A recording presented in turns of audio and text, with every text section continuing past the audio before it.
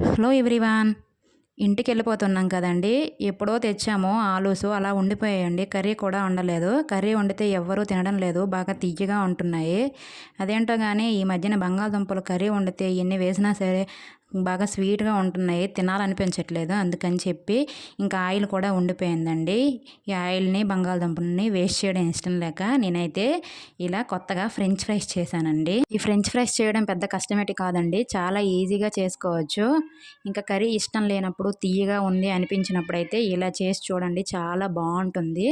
ఇంకా ఎంతైనా సరే తినేయొచ్చు. ఇంకా పిల్లలు అడిగినప్పుడు స్నాక్స్ కింద ఇవి చేసి పెట్టండి.